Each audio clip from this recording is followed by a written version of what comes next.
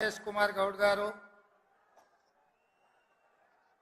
స్థానిక శాసనసభ్యుడు మీ అభిమాన నాయకుడు వెడమ బొజ్జు గారు, ఈ కార్యక్రమానికి ముఖ్య అతిథులుగా విచ్చేసిన ఉప ముఖ్యమంత్రి వర్యులు శ్రీ బట్టి విక్రమార్క గారు, కోమటిరెడ్డి వెంకటరెడ్డి గారు, సీతక్క గారు, శ్రీధర్ బాబు గారు, కొండా సురేఖ గారు, తుమ్మల నాగేశ్వరరావు గారు, మధు యాస్కి గారు, మిగతా చాలామంది పెద్దలు, అదేవిధంగా శాసనసభ్యులు, శాసన మండలి సభ్యులు, వివిధ హోదాలలో పార్టీ నాయకత్వము, జిల్లా పార్టీ అధ్యక్షులు, మండల పార్టీ అధ్యక్షులు, గ్రామ శాఖ అధ్యక్షులు, ప్రాణ సమానులైన పార్టీ కార్యకర్తలందరికీ కూడా హృదయపూర్వకంగా నమస్కారాలు.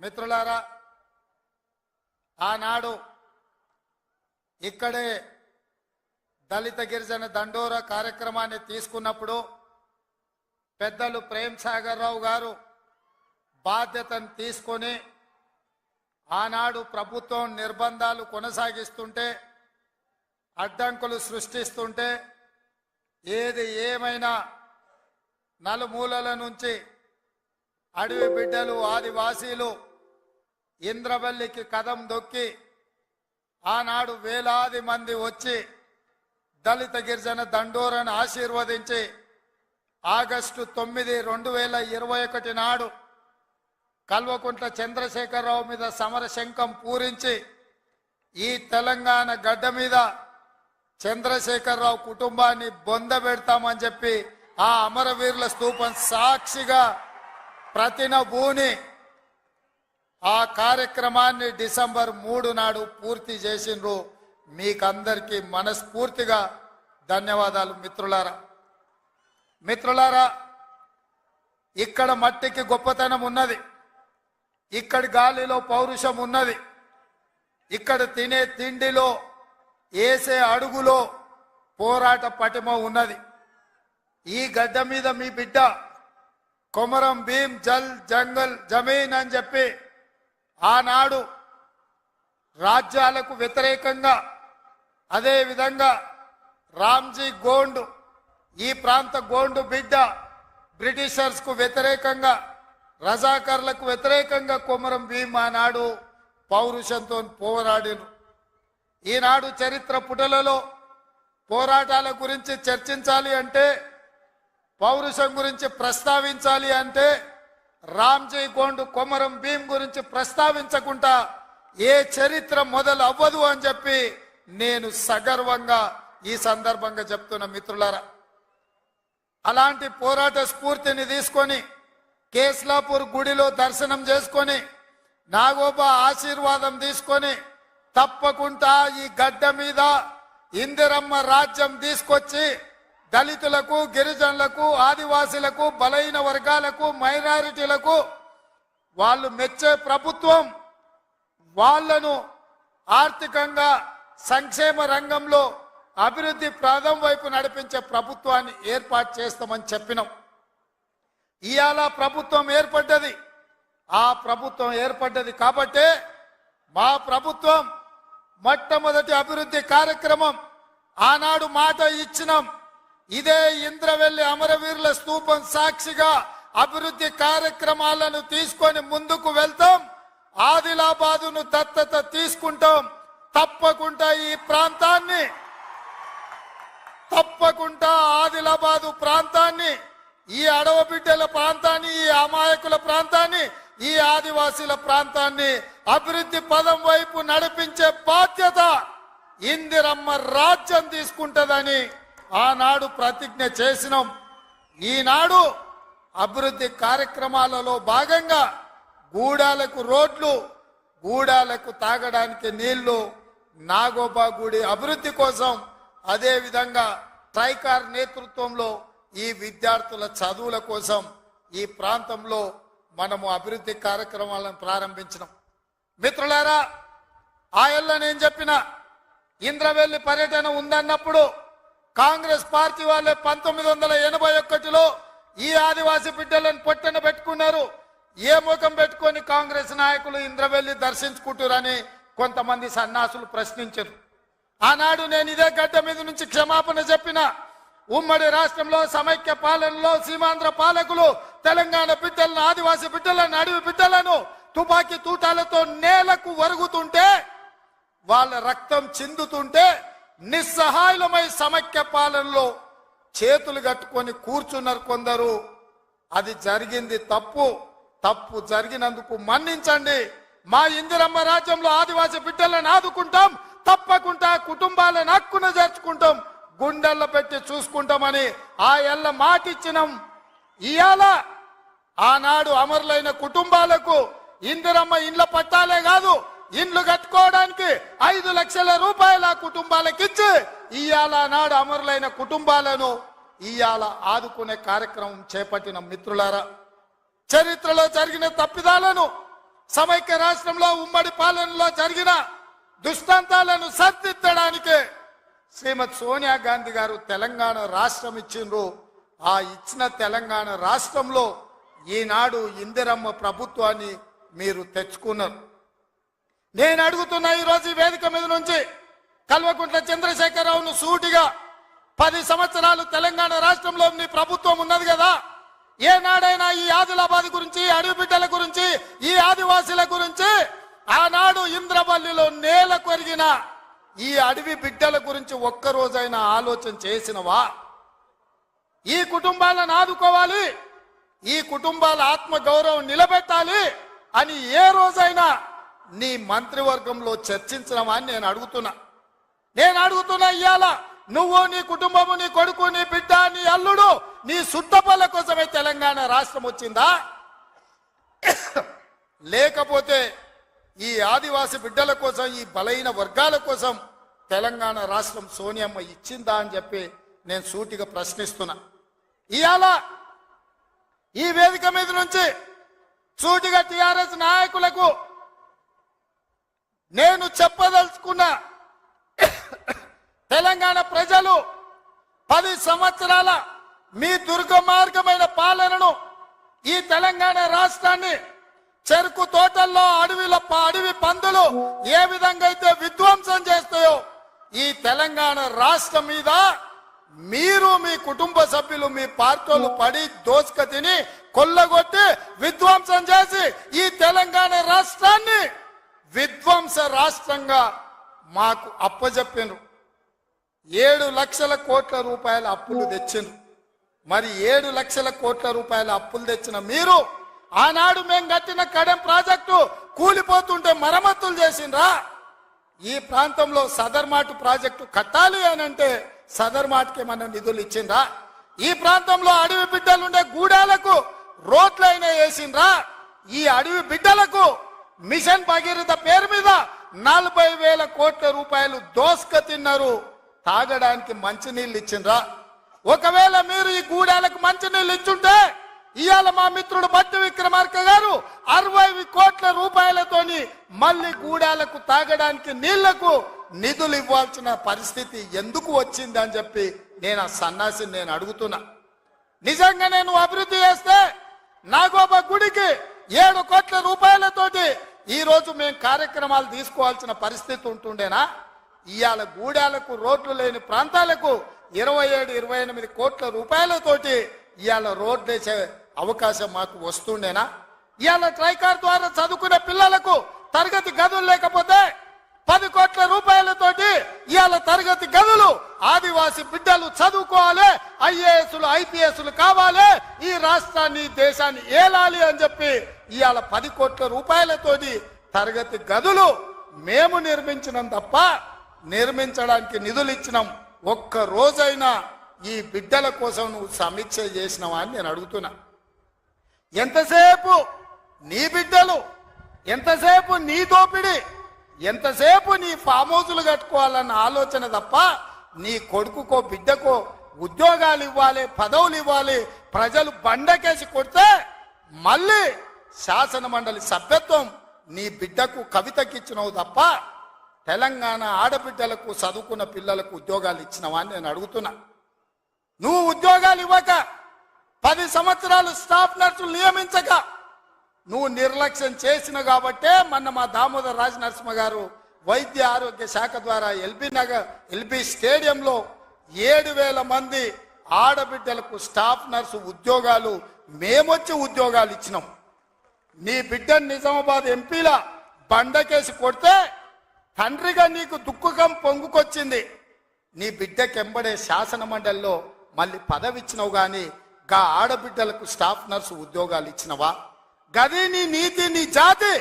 మరి మేము 7,000 ఉద్యోగాలు స్టాఫ్ నర్సులు ఇచ్చినాం.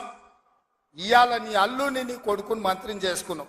కానిస్టేబుల్ ఉద్యోగాలు 15,000 ఉద్యోగాలు భర్తీ చేయక ఆకాశంలో వేలాడుతున్నట్టు త్రిశంకు స్వర్గంలో నిరుద్యోగ యువకులు ఉంటే కోర్టులో కేసు ఉంటే నువ్వేమైనా పరిష్కరించినావా అని నేను అడుగుతున్నా. అందుకే మేము వచ్చిన ఎంబడే హోంశాఖ నా దగ్గరనే ఉంది. డీజీపీని ఇతర అధికారులను పిలిచి సమీక్షించి వేలాది మంది నిరుద్యోగ యువకులు ఈ రోజు నిరుద్యోగులుగా అమీర్పేటలో లేకపోతే అశోక్ నగర్ చౌరస్తాల్లో దిల్సు నగర్ చౌరస్తాల్లో ఇంటికెళ్ళి తల్లిదండ్రులకు మొహం చూయించుకోలేక నిస్సారంగా జీవితం గడుపుతున్నారు. వాళ్లకు ఉద్యోగాలు ఇవ్వాలని కోర్టుల్లో ఉన్న కేసులను ఇవాళ త్వరితగతిన పరిష్కరించాలని ప్రయత్నం చేసినాం. నువ్వు ఎంత అడ్డం పడ్డా, నువ్వు ఎంత గగ్గోలు పెట్టినా, బిల్లా రంగాలు మమ్మల్ని ఎన్ని శాపనార్థాలు పెట్టినా 15 రోజుల్లో 15,000 కానిస్టేబుల్ పోస్టులు భర్తీ చేసే బాధ్యత, 15 రోజుల్లో 15,000 కానిస్టేబుల్ పోస్టులు భర్తీ చేసే బాధ్యత మా మంత్రివర్గం తీసుకుంటుంది. మాది బాధ్యత అని చెప్పి నేను ఈ వేదిక మీద నుంచి మాట ఇస్తున్న మిత్రులారా, ఈరోజు తెలంగాణ సమాజం ఆలోచన చెయ్యండి. ఈ తెలంగాణ రాష్ట్రం ఎవరి చేతిలో భద్రంగా ఉంటుంది? ఈ తెలంగాణ రాష్ట్రం త్యాగాల పునాదుల మీద ఏర్పడ్డ ఈ రాష్ట్రం ఎవరు భద్రంగా కాపలా కాస్తారు? ఎవరు భద్రంగా ఈ రాష్ట్రాన్ని అభివృద్ధి పదం వైపు నడిపిస్తారో మీరు ఆలోచన చెయ్యండి. మేము వచ్చే 60 రోజులు కానే లేదు, 2 నెలలు ఇంకా పూర్తి కాలే. 7 తారీఖు వస్తే 2 నెలలు, 7 తారీఖు ఇంకా 5 రోజులు తక్కువనే ఉంది. అప్పుడే 6 గ్యారెంటీలు అమలు చేయలేదంటాడు సన్నాసుడు. ఆయనతోని శాత కాదు ఎట్లా చేయడంటాడు. పిల్లి శాపనార్థాలకు ఉట్టి తెగిపడుతుందా? ఇలా పొంకనాలు కాకపోతే 10 ఏళ్లలో మీరు ఏనాడైనా పేదవాళ్ళ ఇంటికి 200 యూనిట్లు ఉచిత కరెంట్ ఇవ్వాలన్న ఆలోచన చేసినవా? పేదవాడు ఆత్మగౌరవంతో బ్రతకాలి అంటే ఇందిరమ్మ ఇండ్లు ఇవ్వాలన్న ఆలోచన ఏనాడైనా చేసినవా? ఆరోగ్యశ్రీ పథకాన్ని నిర్వీర్యం చేసినావు.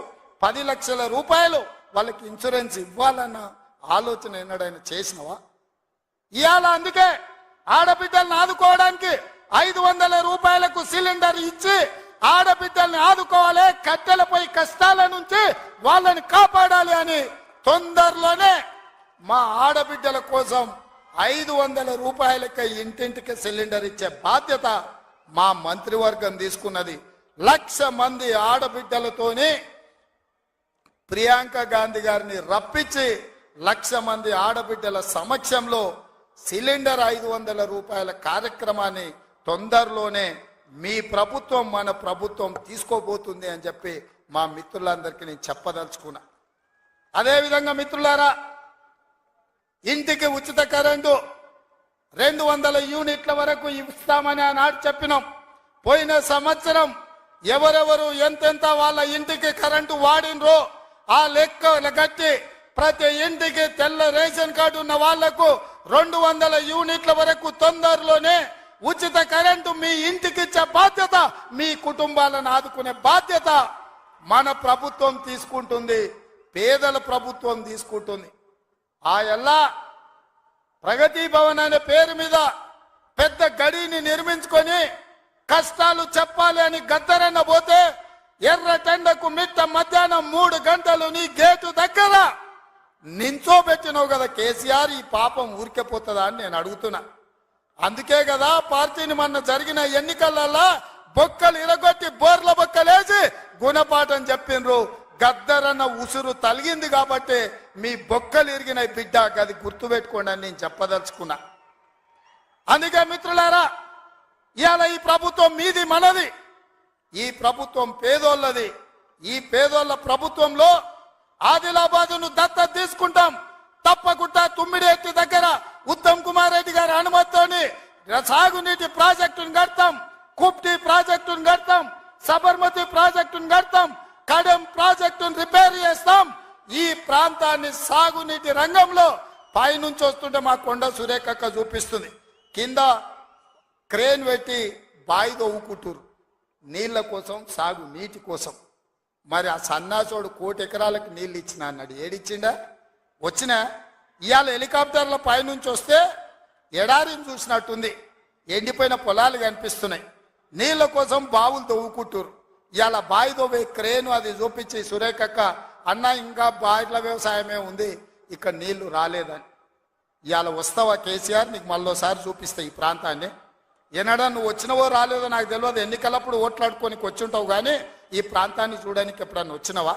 రా, ప్రభుత్వం హెలికాప్టర్ పెడుతుంది, మేము వస్తాం, నీకు చూపిస్తాం. 1 కోటి ఎకరాలకు నీళ్లు ఇస్తా అనే పేరు మీద లక్షల కోట్ల రూపాయల దోపిడీకి పాల్పడ్డావు తప్ప ఈ ఆదిలాబాద్కు నీళ్లు ఇవ్వలేదు. అందుకే ఈ ప్రాంతాన్ని సస్యశ్యామలం చేయడానికి సాగునీటి ప్రాజెక్టులను కట్టే బాధ్యత మా పార్టీ తీసుకుంటుంది, మా ప్రభుత్వం తీసుకుంటుంది. నిన్న మొన్న మాట్లాడుతున్నారు వాళ్ళు 3 నెలల 6 నెలల కేసీఆర్ మళ్ళీ ముఖ్యమంత్రి అవుతాడు, ఈ ప్రభుత్వాన్ని పడగొడతామని. నీ అయ్యా ఎవడ్రా పడగొచ్చేటోడు? పడగొడతారా? ఎవడు కొట్టేది? నేను అడుగుతున్నా, వేలాది మంది మా యువకులు ఇక్కడ ఉన్నారు, మీరందరు చూసుకుంటే ఊరుకుంటారా? పడగొడితే ఊర్లలోకి రాణిస్తారా? ఊర్లలో ఎవడన్నా ఈ ప్రభుత్వాన్ని పడగొట్టాలన్న ఆలోచన చేస్తే మీ ఊర్లో యాప చెట్టుకు కోదండం వేసి కొట్టండి, లాగుల తొండలు ఇడవండి. ఇది ప్రజలు ఎన్నుకున్న ప్రభుత్వం, ప్రజలు ఆశీర్వదించిన ప్రభుత్వం, ప్రజల కోసం పనిచేస్తున్న ప్రభుత్వం. ఇది ప్రజా ప్రభుత్వం. ఆడ అనుకుంటుండు 1,00,000 కోట్లు పెట్టి కట్టిన కాళేశ్వరం కూలినట్టు ఈ ప్రభుత్వం కూలుతుందని. నీ అయ్యా నువ్వు దోపిడీకి పాల్పడ్డావు కాబట్టి ఆ కాళేశ్వరం గాలి వస్తే కొట్టుకుపోయింది. ఈ ప్రభుత్వం గాలి కాదు కదా, నీ ఖాందాన్ మొత్తం వచ్చినా బోర్ల బొక్కలు పండబెట్టి తొక్కుతాం. ఎవడని ప్రభుత్వం పడుతుందనో 6 నెలలకో 3 నెలలకో కేసీఆర్ ముఖ్యమంత్రి అవుతాడని చెప్పిండంటే మూతి పండ్లు రాలుతాయని నేను చెప్పదలుచుకున్నా. ఇంకా మన చూసిన నిత్యానంద స్వామి అని ఒక ఆయన ఉన్నాడు, తెలుసు కదా మీకు అందరికీ. ఆయన ఇక్కడక్కడైతే లాభం లేదని పోయి ఎన్నో దీవి కొనుక్కొని దానికి రాజు అని ప్రకటించుకున్నాడు.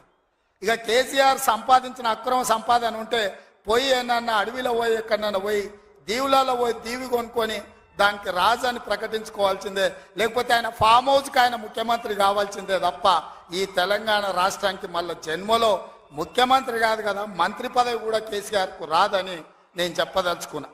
నువ్వు చేసిన పాపాలకు నువ్వు పాపాల భైరవుడివి. ఈ నిరుద్యోగ యువకులను, ఉద్యమకారులను, అమరవీరుల కుటుంబాలను, రైతులను, దళితులను, గిరిజనులను, మైనారిటీలను, మహిళలను నిలువు దోపిడీ చేసి నిలువున ముంచిన నువ్వు, నీకు సిగ్గన్న ఉందా మళ్ళీ పదవి కావాలని అడగడానికి? నీకు కొంచెమైనా రోషం ఉన్నదాన్ని నేను అడుగుతున్నా. ఆయన మాట్లాడుతున్నాడు 6 నుంచి 8 పార్లమెంట్లు వస్తాయి. ఏంటికొస్తే మళ్ళీ 6 or 8 ఇస్తే మోడీకి అమ్ముకుందామనా? మొదటిసారి 12 ఇస్తే మోడీకి అమ్మినావు, రెండోసారి 9 ఇస్తే తీసుకుపోయి మోడీకి అమ్మినావు. మారుబేరగాలి కాక ఈడ ఎంపీలు కొనాలి, ఈడ ఎంపీలు గెలవాలి, ఢిల్లీకి వెళ్ళి మోడీకి అమ్ముకోవాలి. దీనికోసమేనా నీకేసేది? నేను ఇవాళ సూటిగా కేసీఆర్ని అడుగుతున్నా. ఈ దేశంలో ఉన్నాయి 2, ఒకటి ఎన్డీఏ కూటమి, రెండోది ఇండియా కూటమి. ఎన్డీఏ కూటమికి మోడీ ఉన్నాడు, ఇండియా కూటమికి మేమున్నాం. మా దాంట్లోకి రానీయము, మా నీడ కూడా తాకనీయం.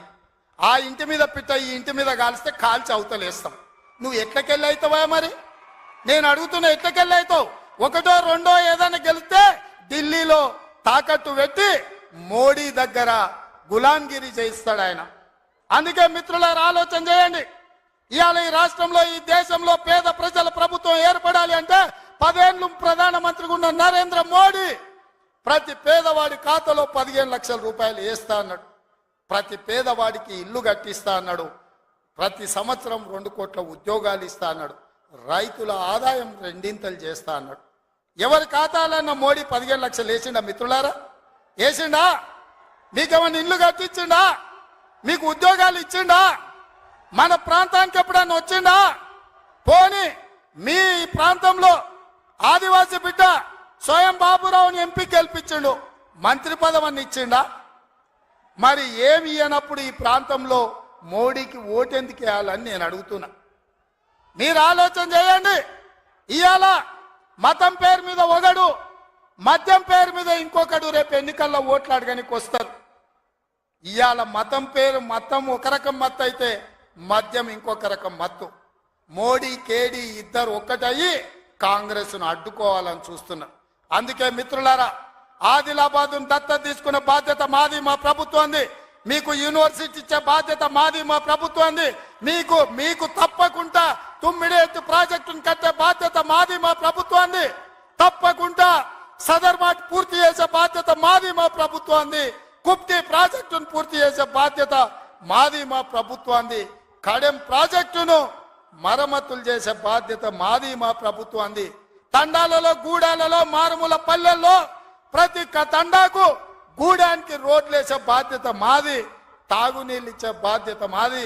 పేదోళ్ళ పిల్లలకు చదువుకోవడానికి పాఠశాలలు ఏర్పాటు చేసే బాధ్యత మాది.